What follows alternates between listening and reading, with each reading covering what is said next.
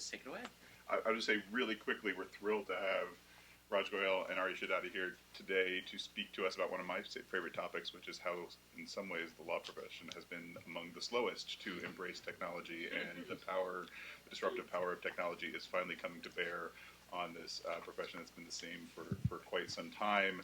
Raj, a startup called Bodhala, a previous career in the Kansas House of Representatives, among many other things. Ari now at BuzzFeed, two HLS grads who I think can introduce themselves, maybe talk a little bit of who they are and how they got to do what they do. They'll speak for a while. We'll have plenty of time for questions and discussion. We'll keep it going till 1 or 1:15 or so, whenever people want to wrap it up. And without further ado, I'm going to turn it over to you guys. Thank you so much for being here. Great. Yes, Chris. I'll start? Please. All right. Well, afternoon. My name's Raj, and this is my sidekick, Ari. I am the sidekick. And I'm like his intern, and so this is the first of our road shows. I'm the court jester. Yeah.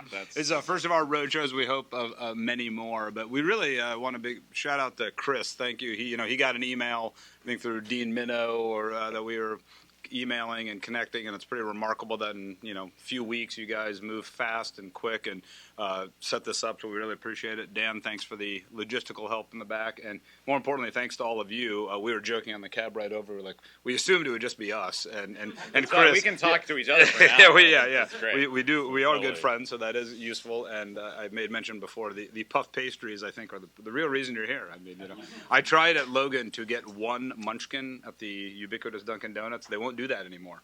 So even if you try to offer a quarter over, they try to sell them 10 at once. So we'll have to disrupt that model at some point. But we really are excited to do this, and I think, as Chris mentioned, I'll give you a little bit of background on me, and then run through sort of my let's say kind of stump speech here. Ari has some incredibly insightful views on the political situation in our country, which I think all of us probably have views on, but I've spent a fair amount of my career in the political system, still very involved in that, so I will be inevitably like a tractor beam drawn into that discussion. But I also want to make sure that, as Chris mentioned, we get on the table the topic of why you're here and the ideas that we raised in the description of this event. So we were talking before, I'm from the Midwest. I'm from a state called Kansas. You fly over it on your way to Napa or wherever we go. My parents are doctors from India. They kind of came over. If you know, there's a fair amount of Indian American physicians in any small town, large town, whatever. So I was raised there. I ended up going to Duke for college. And if you haven't noticed, we were preseason #1. We may get our 6th title this year, but who's counting? So I don't know if sports has become a refuge since the election. So we are following that closely. I came straight to law school, and now, shockingly, 19 years ago, I came here to the law school. And I would say on campus, I was a fairly good student, I guess, but I was more a diversity and public interest sort of warrior, you could say. So I was one of 6 students out of our class of 600 who didn't work at a firm the second year of summer. And now remember also, context is everything. This is the summer of 1999 when the market was the frothiest and white hot. You literally could just email any firm and say, "Oh, I'd like to come," and they would fly you out. And things were going well. Cell phones. I was on campus when the internet was invented. So. That summer we came back and everyone had a cell phone. So this was the rapid kind of like all the trinkets were coming out. So then I clerked for a bit. Then I got a Skadden Fellowship where I worked at the ACLU in a civil rights shop. And then I moved into politics. So I was one of the early employees at the Center for American Progress. I worked for John Podesta there. And then I had the gall or the I don't know what you would call it, but I moved back to Wichita. My parents were still there, and I became the first South Asian American elected in Kansas history. I defeated a 3-term Republican incumbent and ran a pretty interesting campaign in 2006. It was probably the largest state house win for the Democrats in the country that year. It was in this little tiny district in Wichita. And then I ended up, I was very involved in the Obama-Hillary campaign in 2008. And then in 2010, I ran for Congress. And we got beat badly. And the gentleman who defeated me is now the designee to run the CIA. So elections have consequences. And I hope for our country's sake that Mike does a good job. And so I then moved to New York, where my wife was a partner at White and Case, and she's now a partner at Proskauer. So, which I'm going to get into because the institution of the big law firm is obviously something that you need to be much more aware of, and I'm going to go on a limb that you're not very aware of what's happening in the industry and the profession, and you need to be more aware of it. And so I then worked in philanthropy. I ran a family office, did a lot of political work, and then I started Bodhala about 3 years ago with my colleague, a dear friend of mine from law school, actually, who's HLS 99, Keithan Javeri. And so we've been at this for several years. We're proud to have Ari as an investor. And so I could tell you more about the company. We'll do that in discussion, but I'd like to more frame some discussion points as to why we're doing this, and also really some macro points that really have nothing to do with the company, but of course inform it. And so one is that the state of the legal profession, of legal education, and of the industry is badly, badly fucked. And you would never know this walking around this campus. And in fact, I would say that everyone here, almost everyone here, is almost has blinders on as to actually what's happening in the world of the law.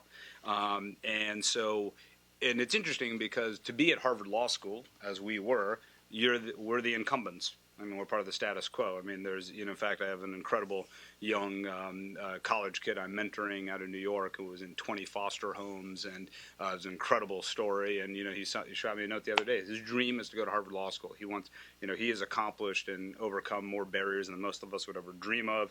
And his dream is to go to Harvard Law School. So there is a mythic place that this institution represents, not only in our culture, but certainly in the profession.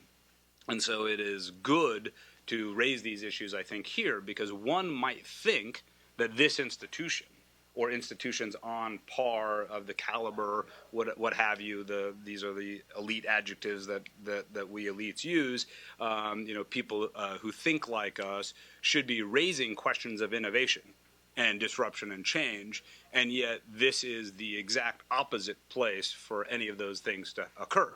So Chris mentioned it, I think, diplomatically, as is his role, that says, this is a profession that has been slow on innovation. Slow on innovation?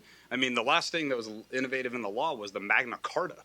I mean, this is an industry and a profession, and many of you are too young to know this, law firms initially resisted email. Okay, this is very clearly documented that the partners at mainline law firms said, our clients will not handle the trusted documents over electronic mail. We must have our runners and our couriers, go to the courthouse and do these things. So the notion of burying one's head in the sand is almost an insult to sand when it comes to actually how this profession is sclerotic. And so the question becomes, so the diagnosis, which I'm going to talk a little bit more about before turning it over to Ari, is easy. Diagnoses are generally easier than prognoses, obviously. But it would stretch credulity to think that a profession can stand alone and isolated and not have change come to it the way that it's happened to every other profession. So ask a banker, ask someone in healthcare. Chris, we were, think about your wife talking about an HIV/AIDS researcher. Think about the market forces that his wife is going through in the economics of healthcare. Forget even Obamacare, about international research, pharmaceuticals. I mean, and so, one thing I like to say, I'm a proud New Yorker now. The safest investment in New York for decades, it was like gold, was a taxi medallion. If you wanted to make money, you got yourself and it was actually a cartel. And it was a clubby group of people who were on paper at least billionaires. I don't know, would any of you invest in a taxi medallion right now? And that's in a short few years. Of course, Uber's the leading disruptor there, but it's even bigger than that. So disruption inevitably must come. My parents were fee-for-service mom-and-pop clinical docs in Kansas. They had a pretty good life in the 80s. Slowly managed care came, and then, of course, now they were completely squeezed out of being solo private practice physicians. And now, of course, I don't know if any of you are either involved in the healthcare profession or have family, you essentially can't be a solo private practice physician anymore. And so change happens to industries Think about banking. There are cyclical forces. Again, we live in New York, so we know a lot of people in the finance community. So when the recession hits and the crisis happens, they contract. And then there's fights over there are market forces at play. Yet there seems to be almost no market forces that are at play in our profession, in your profession, and this industry. So in the slice of the world that Bodhala sits in, we are creating helping create a marketplace for when you hire people like my wife. So right now, that's a word of mouth business. It's functionally a no bid contract to a friend of yours who overbills you. That is what, and for the students in the room, most of you are going to be doing. In some way, in some shape or other, over the next. Despite the fact that you're going to want to do something different, the numbers don't lie. I think it's about 70% of you will end up in these firms, and so you really can sum up the status of the legal system if you were a Martian coming from outer space to say, look at this great country that is and Ari is going to get to this in the future of the country, but how remarkable this country is. You would say, look at all the things we've done, but if you looked at the legal system, you would say, what the hell is going on here? So let me give you 6 words. Again, I came out of politics. We don't do PowerPoints. We talk. So it's poor, sucks, middle, feared or scared, rich, obnoxious. What do those 6 words mean? The poor get no legal services at all. And don't tell me about pro bono services that you think will greenwash your conscience when you're on Wall Street at these firms. With the 40 hours a year that the law firms people do? I thought that really solves all the problems. Yeah, it solves all. Not to mention, filing habeas petitions on death penalty cases, really important work. But, it's fact that you can sit there and, there's law students and lawyers. You can always get another memo. You can always footnote another citation. So, that may make you feel good. Are we being responsive to the problems that actually the needy and our community have? I don't think so. I ran a small family foundation. We gave micro grants to true grassroots organizations that needed legal help. They didn't know what the hell a scat and ARPS is, not to mention going through the gauntlet of the bureaucracy of getting approved to be a client of one of these firms. And so the fact of the matter is, and I don't know how many of you have been to a legal aid office. I was in the Legal Aid Bureau. I'm always proud when I walked into this building. But, I was in the Kansas legislature. We funded the Kansas Legal Services Agency, or it was a line item in the budget. It was pennies on the dollar. Go to a legal aid office outside of a coastal elite city, of the 5 elite cities of this country. You will be shocked. You will see 200 case files, paper cuts, and you will see an absolute yawning need, not even remotely being met by by the profession we're in. If you're in the middle class, you are scared the hell out of lawyers. Get them away from me. That means a divorce, an accident, something bad happened. They're expensive. That is a net loss of something, in the transactions I'm involved in. And if you're wealthy, my wife's rack rate is $1,050 an hour. Now, I wish she was paid $1,050 an hour, but she's compensated well. But there is clearly, and this is the reason we're in business, a overhang in the fact that there isn't a marketplace that actually is getting to a market-tested price. When you get to a market-tested price in any other market, say transportation, obviously there's attempts to do that in healthcare, you will see a rapid and significant decrease in the price of even elite legal services. So this legal system is not serving our country well. It's certainly not serving our people well. And legal education has a big role in that. Think about what's happening in legal education. 204 law schools, I believe that's the number, all aping the Harvard model. There is still, the vast majority of these courses could be on YouTube, as you know. And so the innovation in legal education, I strain to find any true innovation. So maybe you have some clinical programs here or there. I think, and I'm not just saying this to praise our hosts here. I think I was here when the Berkman Center was birthed by Charlie Nesson and John Zittrain, who were my torts professors. It's an amazing institution that is on the forefront of doing things that are innovative in its area of the law. So it's in a swim lane. In fact, I proposed a topic for Chris, actually, about legal operations, and he nicely said, hey, look, it's very interesting, but it's really not our ambit. We are innovating in this space. Ari is deeply expert in that space. technology policy and the law and so on. Good, that's a substantive area of innovation, but frankly, that is really not where it's certainly not where it's not affecting the profession and certainly legal education. I'll just close by saying that the modern law firm is a very interesting institution, and that there are increasing articles. You might have seen that there's mergers of law firms and so on. So there is a great article by the great progressive jurist William Rehnquist in 1987. That was a joke. And so, at the time, a while. Exactly. Right. Sorry. He was on the Supreme Court. And so William Rehnquist wrote in 1987, he said, the modern law firm, some of which approximate 300 lawyers, okay? Keep in mind the largest law firm in the world right now has 3,000 lawyers. And some of them have billing requirements of 2,000 hours per year. Keep in mind my wife, when she's a third-year Debevoise, billed 3,300 hours that year. There's a reason she's a partner. So not at Debevoise, but at another firm. And that these pressures on the profession will raise severe ethical quandaries. Because who among us has the courage ethically to talk to a client and say no to an actual matter or a decision that will actually cost me revenue? I mean, how often do you all, or do we, none of us is Gandhi, how many of us do things that are against our economic interest? That's a pretty rare thing. Please take money out of my pocket. I'd like to give it to you.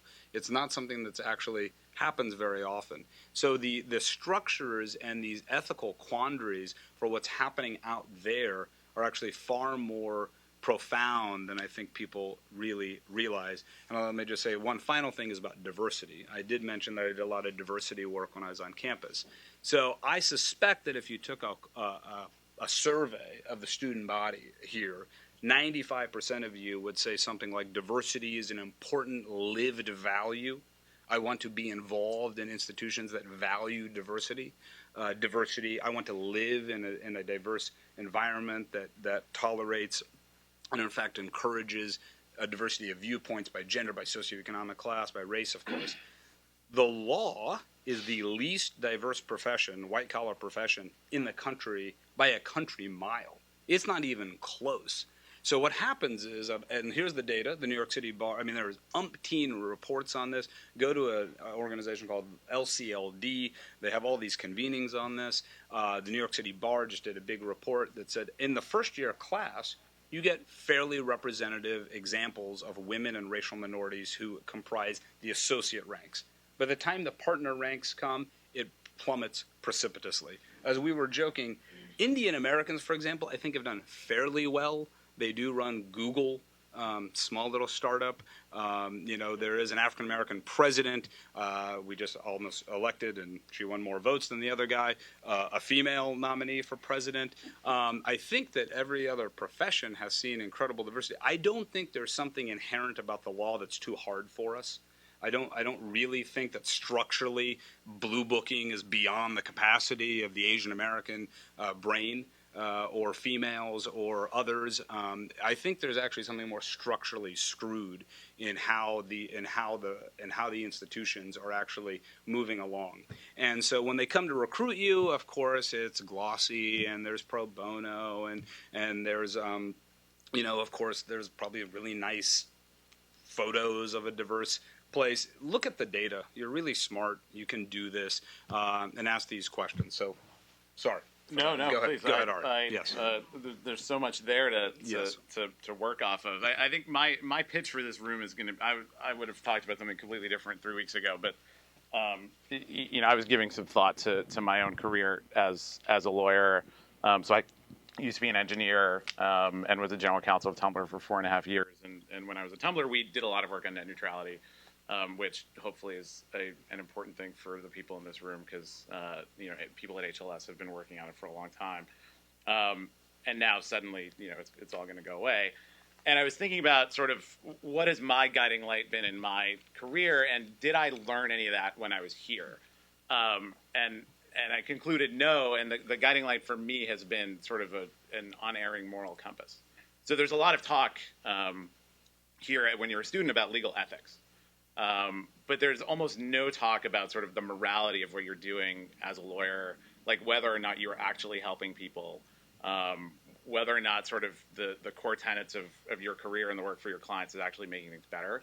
And I think there's a strange sort of sense among lawyers that you're taught, like, every client deserves representation. So, you're sort of taught this like amorality that I think is pretty harmful. So when I started out as a lawyer, I was a patent litigator.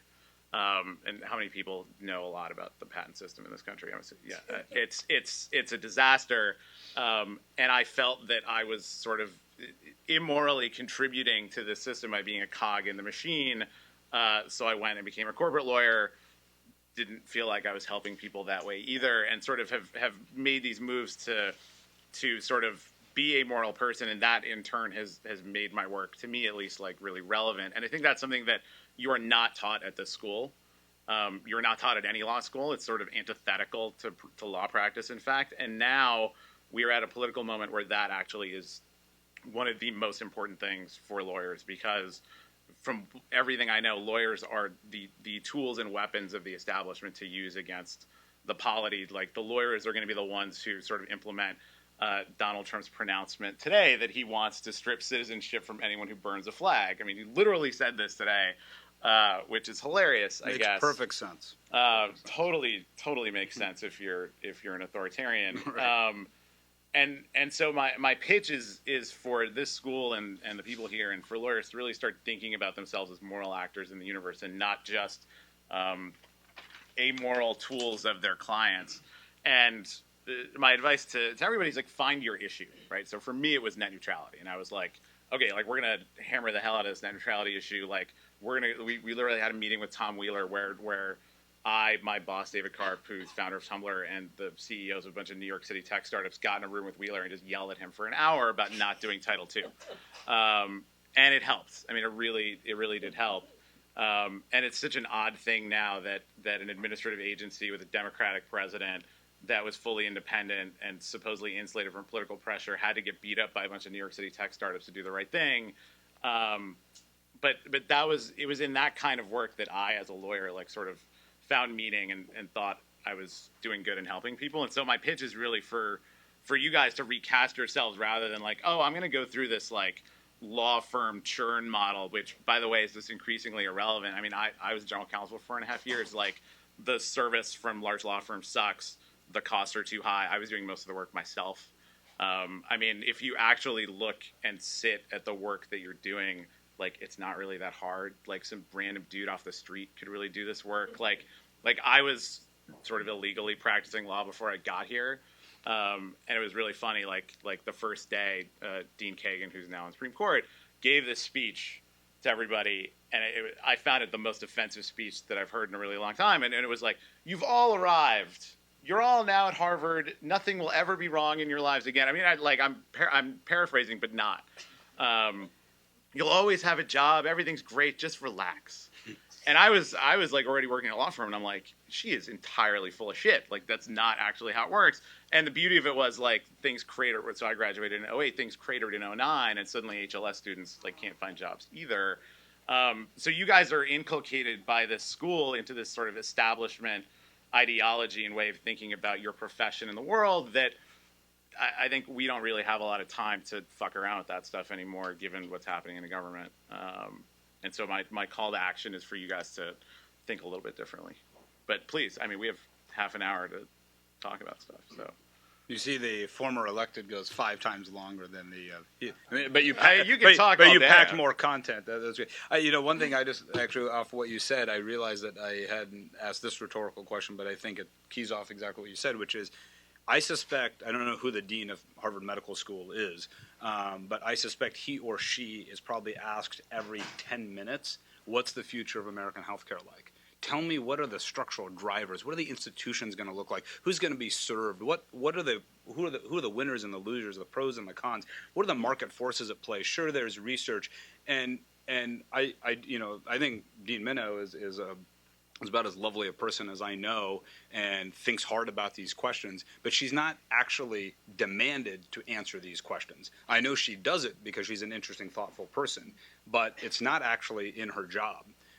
In fact, and what people want to focus on is, if you take the healthcare example, well, you, of course, just like the Berkman Center, needs to do its thing. It needs to innovate and, understand net neutrality. And, if I was in your shoes and somebody as expert as Ari came in and talked about Title II, I mean, Ari Shadavi moved a mountain. I mean, he helped play a pivotal role in protecting and saving the internet. I mean, these are not small, inconsequential for less things. than a year, But elections have consequences. But the point being that those questions we need. So the dean of Harvard Medical School needs to make sure that the unit devoted to mitochondrial research to find the gene that can prevent diabetes, that's super, super important. You don't spend all day thinking the macro thoughts, but you have to do these things in parallel. And so there is an entire system in the law that's not being activated of asking those deep core questions of what does the law look like? Why is it structured like this? The president had the audacity to suggest a third year of law school is unnecessary. Of course, some might throw shade on the first and second years too. And the establishment carved him up, and he actually kind of retreated from it. How dare you, change and why are there 3 years of law school? Because it's a business. Do you know that law schools were profit centers for the universities? The deans of law schools had juice because they were profitable for the mothership. Now that's far less so because the number of law school applications are dropping. Law schools are going to close. Markets actually can work. But there are reasons for this. It's not just because the 11th commandment, when Moses came back, was, actually, look, law school's 6 semesters and you got to follow the Langdellian method. I mean, that's not inscribed anywhere except... That third year is really useless, though, man. Yes. I'm sitting through 3L year, and I'm like, this is completely a waste of my time, except for one class, which was great. But I think I've challenged every law school sort of professor that I've had, and no one actually has a good answer as to why the third year exists, except for the extra $50K plus in revenue in the school's pocket. There's literally no reason for it. They should just send you out to a law firm to do an apprenticeship or something. Yeah. Well, please. Rocks, tomatoes, please.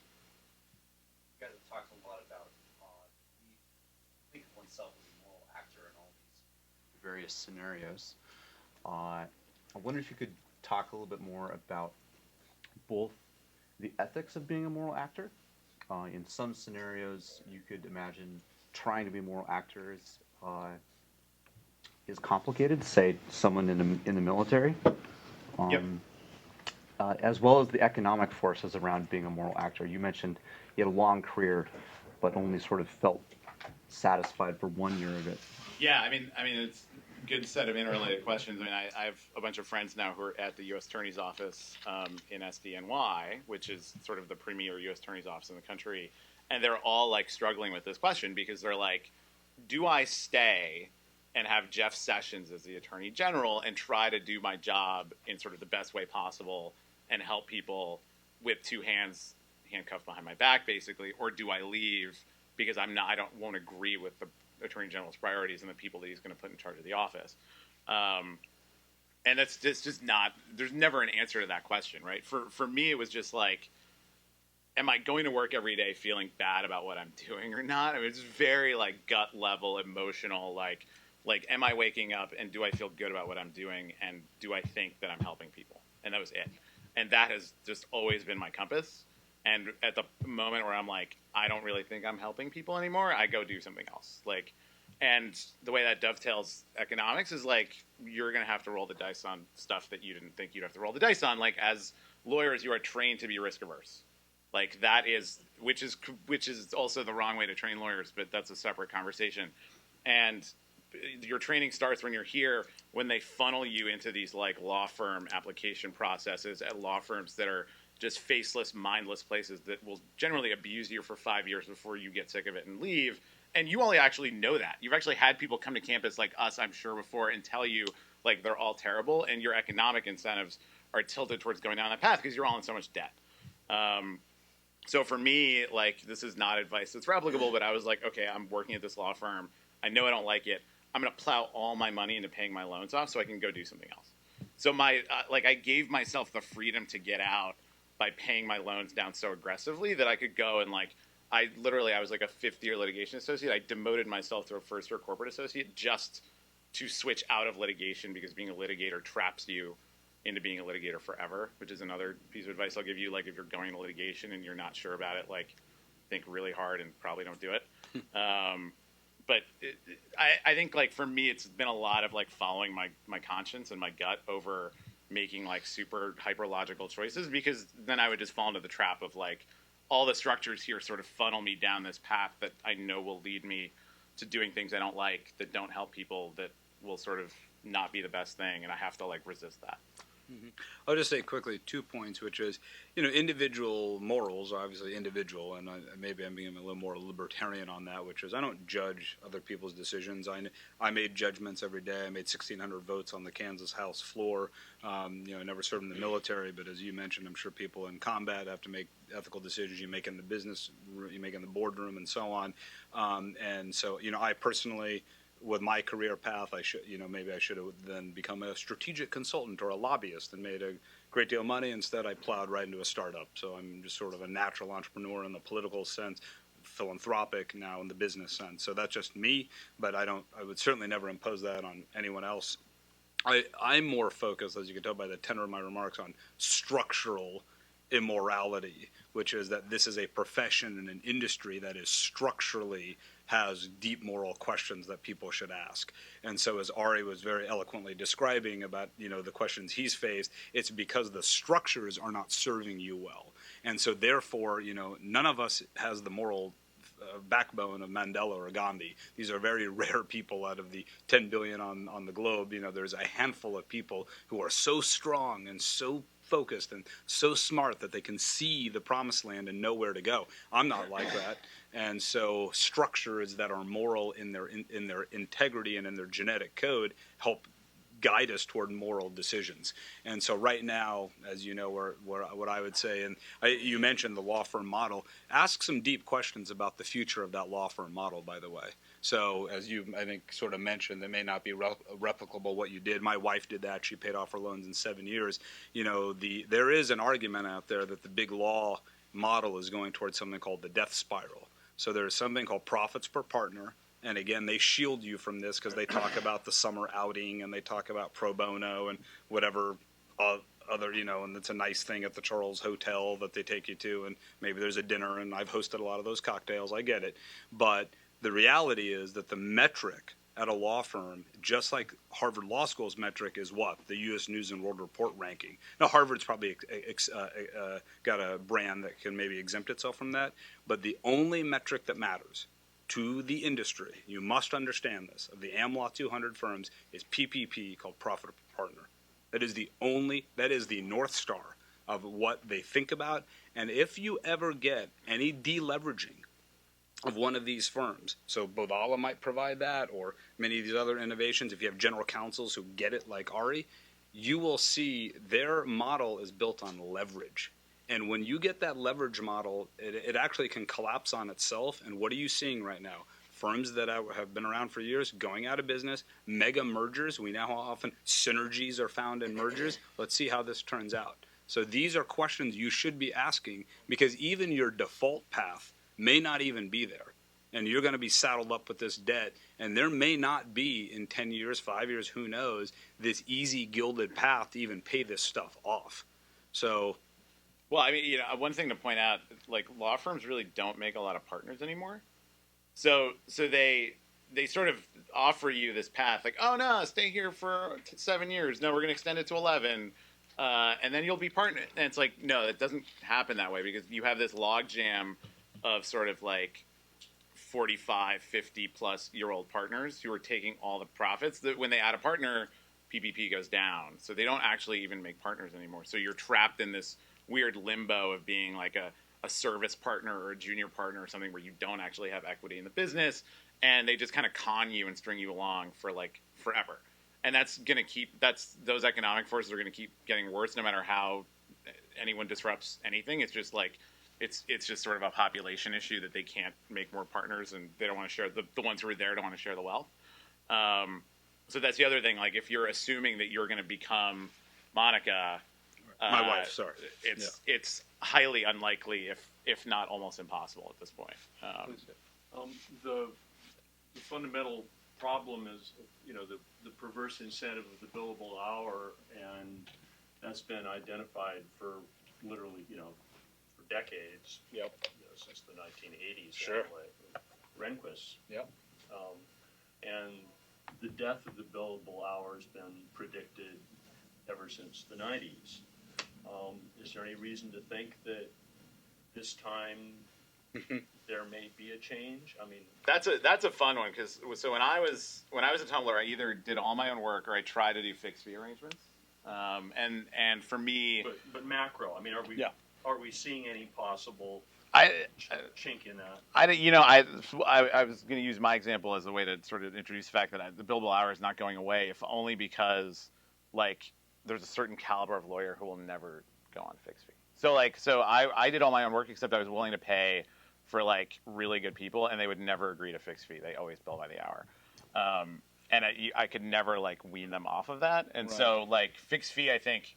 Like non-billable hour work, I think for the sort of lower to middle end of the market is like accepted now in some reasonable sense. But when you're getting to like sort of the what I would call the high end, like the really expensive stuff, like they won't ever like they just won't take you to the client. Yeah. There's not enough money for that. Yeah, and obviously this is what we do, and so an argument, and of course the answer is unknown, but you raise a great question, which is even the chair of a major law firm, White and Case, has said, look, the billable hour is dead. But obviously he's got a $2 billion corporation that's built on the billable hours. So I would say this, which is getting a car before Uber, you could do it, right? Uber didn't invent the car, didn't invent the black car, nor did it. What you have to do, at least in New York, was you have to call a really rude dispatcher, and then you'd wait, and then it would be the friction was so high that you wouldn't do it. So what is Uber at its core? It's just a geolocator interface on your phone, which reduces the friction of getting a car. Right? It doesn't own anything. It doesn't own the driver. Doesn't own the car. It owns no assets. It's just a marketplace where all you're doing is using your phone to eliminate friction in this pre-Uber world to get the car. So the analogy here is, and this is certainly something that we're doing at Bodhala, and let's see how it goes, which is if the friction so Ari's friction was too high to eliminate the billable hour in certain arrangements. But if it actually you have functional, free-flowing marketplace where actually that friction is reduced such that the client can get it, we do think that we're going to see much more rapid adoption of fixed-fee arrangements. And what really should happen are entrepreneurial arrangements, right, which is actually some skin in the game, where if things go well, or bankers, if you've heard of broken deals, when bankers, I have one of my best friends in Milwaukee, he's a healthcare banker. He works a year on a deal and it busts. He doesn't like take a vacation that year because that's the way a market works. The deal didn't get consummated. Well, lawyers insist on getting paid, and even when the deals go bust. And so short answer is we don't know, but there are a lot of different models, and we're certainly working on that. I guess my question to Ari is, was it friction that was causing you to pay up, $2,000 an hour for a partner at a big firm, or was it fear? Less friction than I think sort of the fear of, because it seems to me that, well, what people are able to, the reason people can't be moved off the billable hour is because they know that at the end of the day, people are worried about some huge uncertainty, and they're willing to pay up big time to reduce it. I'll give you an example. So my now friend, but formerly someone I hired, Dave Kramer, who's a partner at Wilson Sonsini. He's as far as I'm concerned the best copyright lawyer in the country, and also just a great guy. So he does not bill on a fixed fee, and I would just like call him up. Right? I'd be like, hey Dave, like need some help with something. And so that to me, it wasn't fear so much as like that was worth my money, I guess.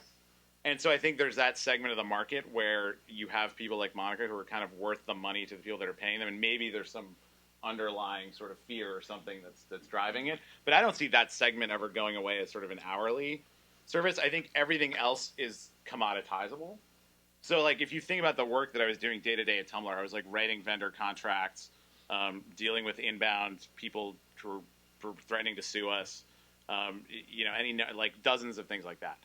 All of that is commoditizable. You could get a kid off the street to do the work I was doing just as well for 1/100th the cost of someone who is trained by Harvard Law School. Like being a lawyer is not that special, and like the protectionism of the ABA and the cartels has sort of made it extremely difficult for people to become a lawyer. But like that work is commoditizable and is getting commoditized. I think like calling up a Dave Kramer is something that like will always sort of have an hourly fee attached to it, because like his knowledge and his sort of instincts are not something that you can just like have someone off the street sort of do. Go ahead. Thank you. I was wondering at what level is the problem, because as somebody just coming into this country, you get shocked by the irony of the freedom versus the fences around the freedom. For example, just walking down the street, there are sometimes I count within like 1 kilometer, I count maybe 10 or 16 little posters telling you what you can do within that area. Interesting. You can park your car between this time and this time. You can, you know. Yeah. Right. So No walking on the grass. no walking. At this point, you must leash your dog. At this point, you can unleash your dog, you know, and so on and so forth. So I keep wondering, what would be the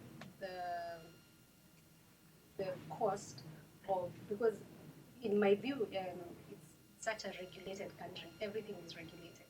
So if I was coming to start whatever business it is, whether it's philanthropic, whether it's commercial, I would certainly need the services of somebody whose day-to-day job is just to understand all the little fences that are there within the freedom to do the business. So There probably is a dog leashing lawyer in Cambridge. I suspect that's enough to make a business on it. yeah, so at what level is the problem? Is it that the legal system is so complex and so written that you also need an expert in the system to help you in your life? And then the second question would be, then what will disrupt this kind of very closed and protectionist kind of legal system? You know, if you trusted Donald Trump, he wanted to sort of drain that swamp, right? So the idea being that like we live under, how many people in the room have taken admin law here at HLS? If you have not, if you're a student here and you have not, you should. It was probably the most useful class I took here. And you come out of that understanding, your observation is correct. Like the U.S. actually is sort of a giant administrative apparatus, and there's rules and regulations for everything, and lawyers built the apparatus, and so it's a full employment act for lawyers. So like you need a lawyer to understand all the crap that the lawyers wrote that you don't understand. And so if you sort of took Mr. Trump at his word, he was going to drain the swamp, which to some extent means like deregulating a bunch of the stuff. And you know, I think that's a problem that has been identified for many, many years, to the extent it is a problem, because as you learn in admin law, there's like a cost-benefit analysis to all these regulations, and sometimes the benefit outweighs the cost. And so, you know, I would see that to me today, that's a state and local focus issue. I think Democrats in particular are focused way too much on the federal level, to the abandonment of state and local politics. So a lot of the things you talk about are like even starting a company, that's a state level issue in large part. And so I think the people in this room, for example, could have a lot of impact on sort of figuring out what the right laws and regulations are at a state level away from the federal government. But yeah, I mean, like it's a very complicated like set of questions. I would only add to the protectionism of the profession point. You mentioned the ABA and so on. It is something that needs to be, again, people just assume walking around this campus that it's like the 11th commandment. Oh, right, the ABA runs these things. And, oh, right, this is the way it should be regulated. There's an interesting right-left convergence happening on this issue of regulation. So it's mostly thought of as like the yoga teacher stuff. So this is incumbent protection. So, you know, I had a constituent when I was in the Ledge. You know, he owned a beauty salon, he owned a hair salon, and he said, why do I need 200 hours to have some bureaucrat in Topeka tell me, you I own an Aveda salon. I'm well trained, and Aveda salons are nice. They do the scalp massage, and so and they have mint in their products, and so and it opened my eyes. I was like, oh, I just assumed that was a thoughtful regulation. Why is that licensing board there? And the yoga example has been the one where it actually stifles entrepreneurship, to your point, because you have to go through all these regulatory burdens. And so the actual regulation of how you become a lawyer, what Ari mentioned, how lawyers function, deeply perverse. And I think there's a slight issue that probably was never discussed on this campus that should have been, which is the fact that non-lawyers can't own a law firm. And the ABA did a commission on this. It almost got through. The ABA actually is a legislature. It's called the House of Delegates, which is fascinating. And so there's actually, in the UK, they now allow non-lawyers to own law firms. So private equity models and investors are moving into this. And so, there is innovation, and there must be vastly more in how we even set up the services that we do. So how would you break the ABA, though? Like, what is... I don't. The problem with the ABA is they have their hands in the pockets of every politician. So you can't, for example, get tort reform, which is badly needed, passed at the federal level because they just kill it, usually with the Democrats. But I actually don't even know how to sort of break that cartel. Well, it depends on what the issue is, on ownership, that sort of. I mean, it's not actually. Well, it's so far in this country has been thought of positively to have white collar professions regulate themselves, medicine, and the law.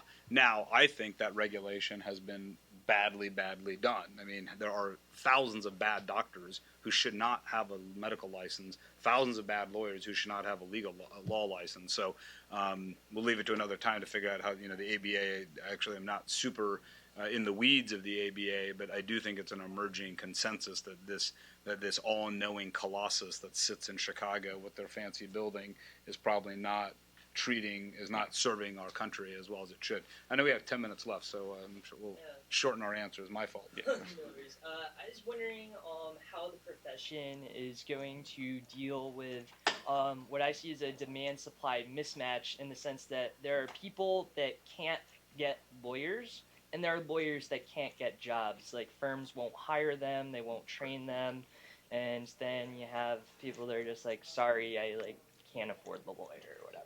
Yeah, let me take a quick run at this one. Yeah, it's an awesome question, perfectly positioned, that's the point I was making about kind of structural immorality here. So you put your finger on it exactly, which is, there was an article by David Siegel in the Times a few years ago. I don't know if you read in the Sunday Times. He's the haggler. He runs this little column about consumer complaints, but he wrote this great piece. I may get some of these details wrong, but Tennessee, if anyone's from Tennessee, I believe you don't have to go to an accredited law school to sit for the bar. Getting back to another regulation that's actually just incumbency protection. So, why can't you sit for the bar exam? I mean, who says it? So the ABA has to bless and so on. So, but in Tennessee, there's a local school, and those folks, they have like $30,000 in debt. They're local prosecutors. They're local public defenders. To Ari's point, they're awesome lawyers. They're just as good as you are. They're just as good as we are, even though they didn't go to a fancy school. And so that's a marketplace that's functional, because the debt loads are proper, the costs are right, the payoff and income for that person is right. So there are structural imbalances that you nail, which is these big law firms are obviously they're the personification of elitism, where you don't even get a look if you go to a certain law school, even if you're really talented and so on. So I would say that the combination of legal education and this concentration of the big law firms are ending up with the results that you just mentioned. So I believe in other countries, and I'm not as expert on this as I should be, there are levels of lawyers, say in the UK, for example. So it's not just this one, monolithic example of this $150,000 of 6 semesters that could all be on YouTube. One has to ask yourself, what is this model? I mean, is this serving anybody well? We've already known, our view. Is it serving you well? I mean, a lot of you are students. Ask yourself that. I mean, and so that, I would say, it starts at the very beginning of the pipeline, which is the legal education model is fucked, and it's fucking the profession. One example the point you just raised. So Brooklyn Law School, the students of Brooklyn Law School actually sued Brooklyn Law School a few years ago for lying about employment statistics, which all law schools do, actually. They claim full employment at high salary levels, and it's actually just a bold-faced lie. And so they actually and half of them are at Starbucks. Yeah, and so they sued Brooklyn Law School for doing this. And so one thing I've noticed, because I live in Brooklyn, and I've noticed students out of Brooklyn Law School can't find jobs. They actually are hustling to go and find clients. They pass a bar. They hustle and go and find clients on their own. So they're solving the mismatch issue by actually like being entrepreneurial because they don't have a choice. So I see that as sort of something that hopefully helps alleviate the problem a little bit, because they're now in a community where like startups are cool and like starting your own thing is cool. The problem is that they're not very good because they haven't been trained, and so they're training themselves on the dime of their like, you know, clients who can't really pay that much money, and so there's this weird gap where they're like doing bad work for a while until they figure it out, and I don't know how to fix that, but to your point, I think it's a huge problem that students are actually trying to fix themselves. And I haven't wanted to shill for my company during this, but we aim to solve that. So that's one possible solution. So, but can I just ask? So are these like? Do you hear this anywhere? I mean, we made a bunch of assertions that you don't hear this on campus from with no evidence. With no evidence. So feel free to tell us that you're getting this in every other public speech, and you're bored into submission. Yeah, I mean, I haven't been here in 8 years, so maybe like they're being honest. Yeah, please. I'd love to get some feedback on whether or not you think we're completely just arrogant schmucks, or if you think this is truth telling. Those are not mutually exclusive. Yeah, exactly. Yeah, don't get my wife started on that one. But yeah, you had your hand. Yeah. I'm in Seoul here. Great. I think we do hear this fairly regularly, and it's something kind of on the back of our minds. I mean, I think most of us still end up going to work for a firm, and there's a couple factors at play here where, you know, in the last few weeks after the election, there's been a lot of talk like, okay, what do we do now? How do we kind of get into action? How do I change my life path? Everybody wants to go work for the ACLU. The ACLU hires like one person a year. There's just not, there aren't that many options in our mind for, and whether or not they exist or not in our minds, it's like there's not really many paths that we can go down. Can I ask you a question? Yeah. So when you say you hear this, can you a little bit more like, what do you hear? About the law firms are under economic duress, or do you hear that there's structural problems in the entire profession and so on? I'm sort of just curious. It's a lot more of the structural stuff, structural problems. Yeah, I think a number of speakers will come through and kind of tell us that. Few people kind of offer solutions or give the guidance. So basically, it's like we're left with, oh crap, this profession is fucked, as you say. Yeah.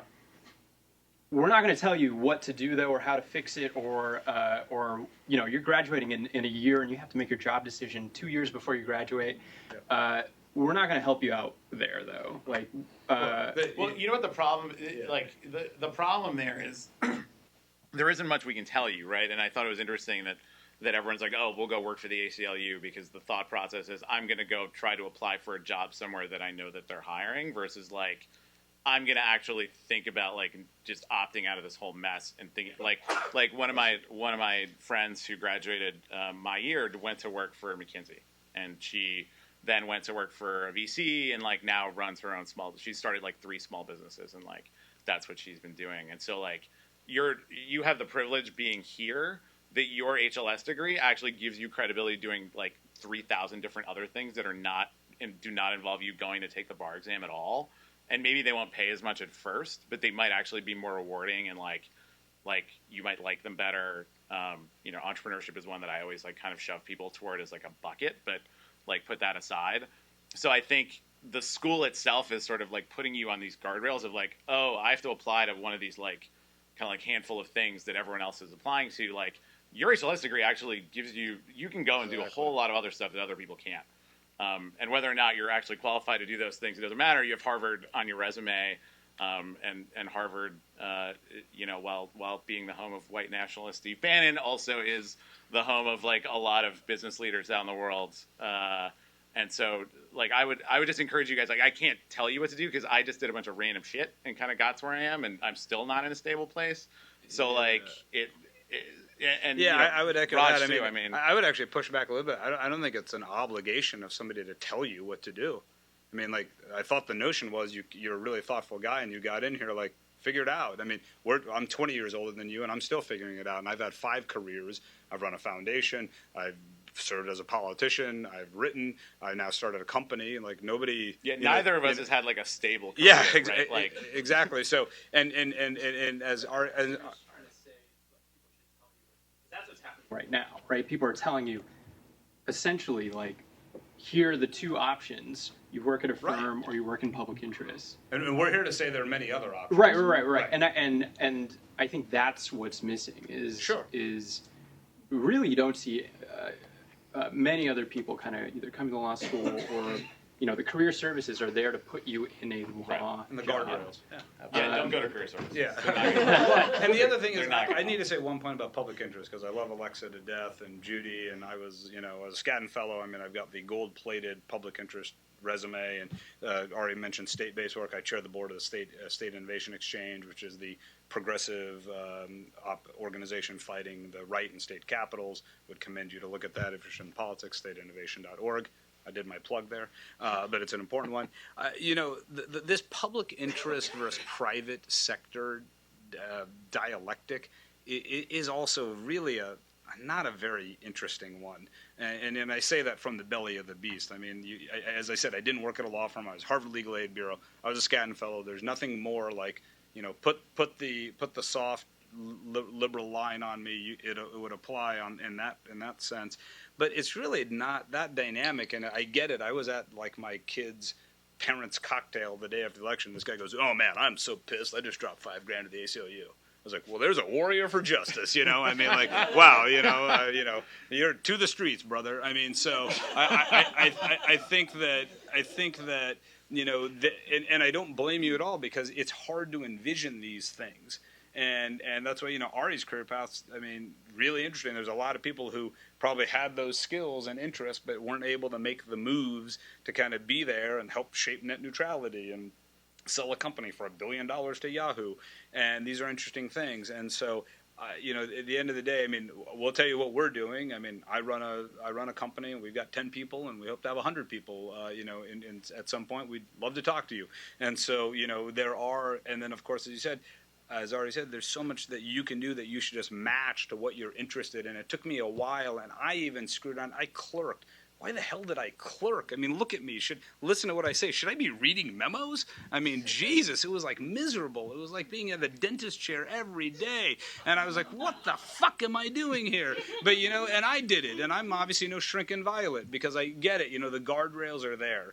And so, you know, my wife and I now have an understanding. We've been together 17 years. Like, I'm the innovator and the entrepreneur, and I'm the, you know, if it was like a stock portfolio, she's the blue chip, and I'm the growth stock, or maybe the bomb stock, you know, let's see. But that's our dynamic, and we live a lifestyle that we're comfortable with, that, and we do that because I can't be happy.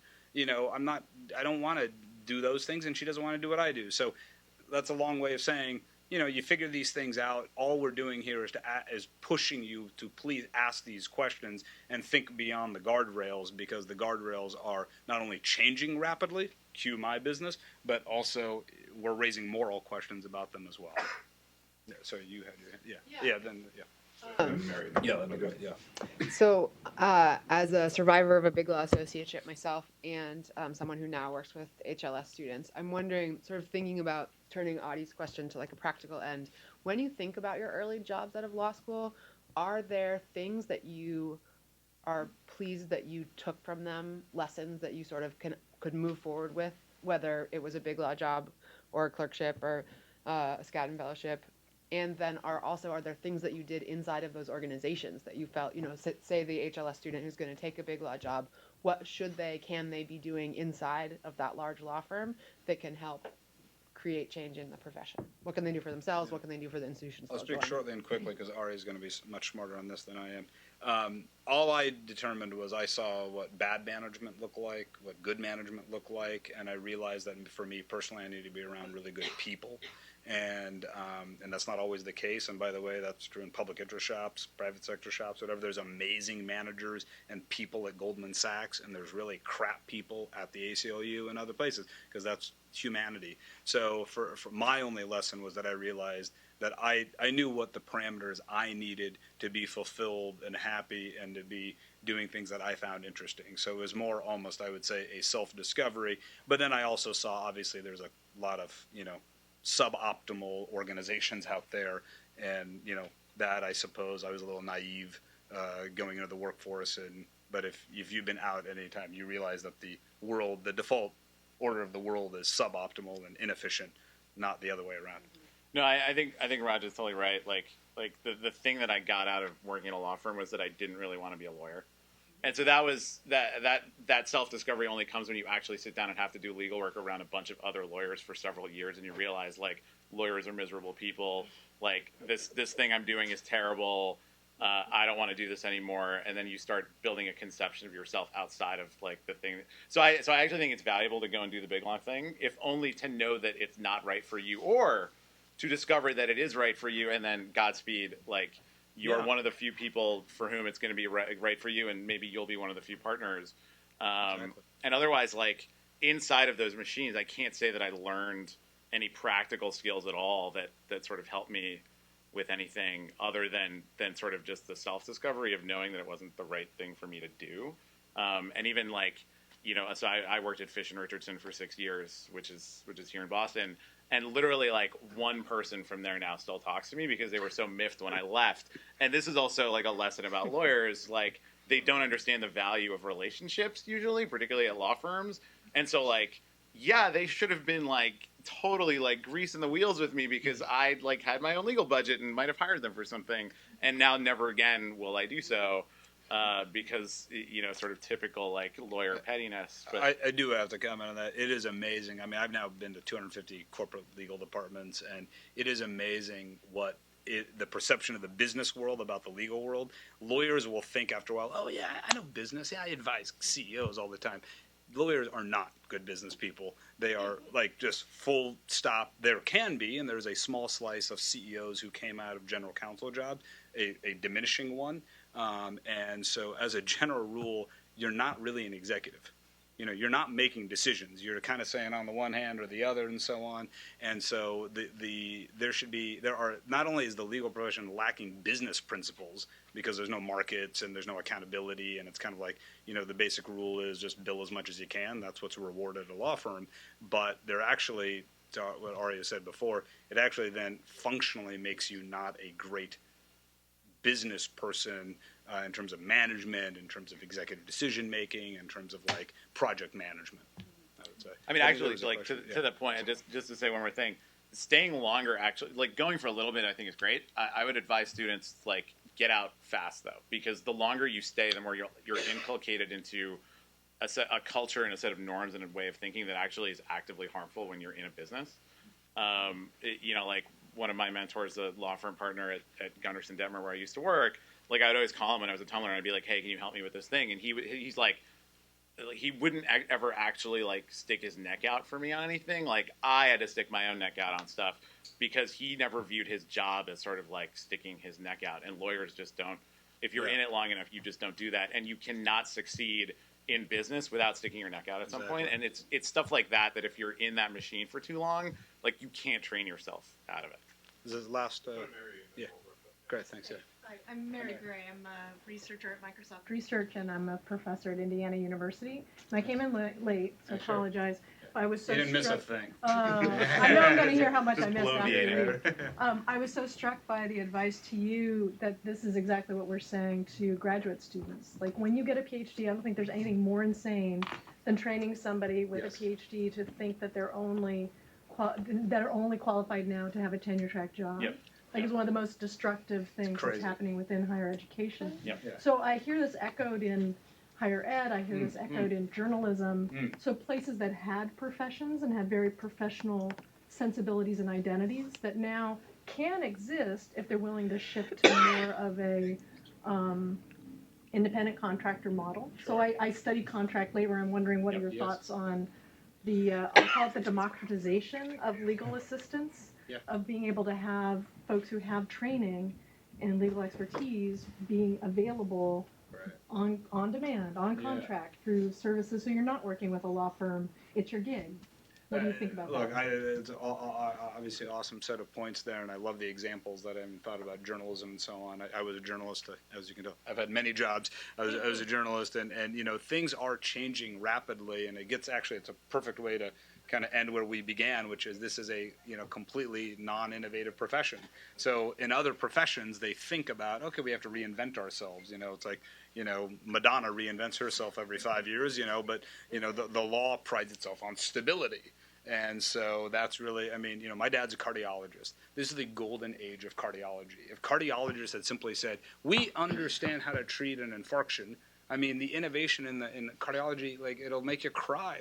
We keep people alive now. Franklin Roosevelt died of blood pressure problems. It's sad to think about it. Now it's like a little pill. That's what innovation is like, and it's exciting. It actually can mean that, these PhDs, they're out doing amazing things. My dear friend who runs Axiom Law in New York, she's the number 3 person there, she's a PhD in paleontology from Yale. Okay, that was not in the job description that Axiom issued. We want PhD in dinosaurs. But you're right, the innovation and of course this empowerment you get from coming with good degrees can be very, very helpful in that process. And the last thing I'll just say about the marketplace you mentioned, that again, to your question, is our model. We envision a world, and maybe there's degrees that will exist or not. We're actually in the free-flowing marketplace, a truly free-flowing marketplace. You should have spot markets for legal services. So, for example, we're always asked, well, Raj, Bodhala we did an IPO for the lowest price. Our client saved $1 million on choice of IPO counsel, and that wasn't going to some, Dewey, Cheatham, and Howe and Piscataway that was making, Wilkie Farr compete against Skadden and so on. And because that's how much fat there is, we saved $1 million for our client. And people will say, oh, so is that the lowest price? It's not a race to the bottom. In a pure market, actually, let's say 3 years from now it's a frothy market, the price of that IPO should go up. That's what a true marketplace actually functions like. It is not just about a race to the bottom or reverse auction. So we do envision a world, and by the way, it's also on the pro bono side, where, we've talked about a lot, but I just needed to say this, which is, it's everything I've said about the private sector, of course, applies, but it's a tragedy what happens on pro bono procurement. Use the word procurement to a pro bono lawyer, and they'll be like, what are you from, what do you work at Goldman Sachs? No, the hiring of a counsel is procurement, and right now it is sad that there's so much capacity, to your question, that isn't even getting to the need because we don't have a frictionless marketplace to match. So you made great examples about where there's matching going on in other industries. That is part of our vision, is to create a matching platform where you can actually get need to talent. No, it really is price and information discovery and transparency, and there's no place for that right now for lawyers. And the cartelization of the law and the fact that you have to be licensed on a state-by-state basis makes it worse. Yeah. Because New York has a ton of out-of-work lawyers because everyone goes to New York, takes a New York bar. If it was easier for them to go to Tennessee or other states, I actually encourage people to get licensed in places that are not New York City, because it's not the Skaddens of the world are there, but it's not may not be the best place for them if they really want to be a lawyer and help people and have a career. And so that makes it difficult. But I was going to say, the platform that Raj and his team are building, is attempting to sort of help sort of connect the dots, and there aren't really a lot of those, there aren't really a lot of people even working that problem right now. Thanks, Raj. I really appreciate it. Thank you guys. I'm gonna book it to the airport. Yeah, we're all right. Yeah.